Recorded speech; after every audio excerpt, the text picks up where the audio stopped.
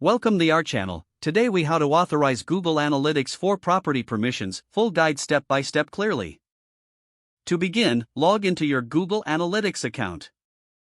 Once logged in, navigate to the admin section by clicking on the gear icon in the lower left corner. You will see 3 columns: Account, Property, and View. In the Property column, select the property you wish to manage permissions for. Now, click on Property Access Management. In this section, you will see a list of users who currently have access to the property. To add a new user, click on the blue plus button in the top right corner. Select Add Users from the drop-down menu. Enter the email address of the new user in the provided field. Below the email field, you will find the options for user permissions. You can choose from several roles: viewer, analyst, editor, and administrator. Select the appropriate permissions for the new user based on their needs. If you want to notify the user via email that they've been granted access, check the box for Notify this user by email. After selecting, if you want to remove a user's access, click on their name in the user list. Next, click on the trash icon in the top right corner.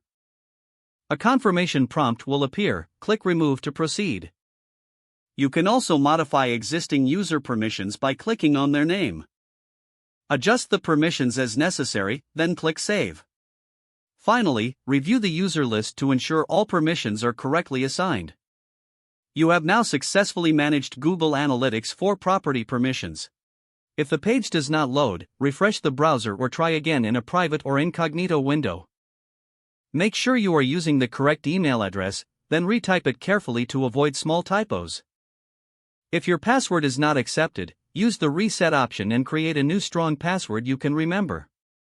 Check your spam folder for verification or security emails, then complete any requested confirmation steps. Enable two-factor authentication if available to improve account security and reduce unauthorized access risk.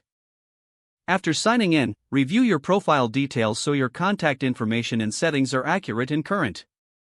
If you see an error message, note it down and try again after restarting your device and internet connection. Log out when you finish, especially on shared devices, to keep your account and payment information secure. If the page does not load, refresh the browser or try again in a private or incognito window.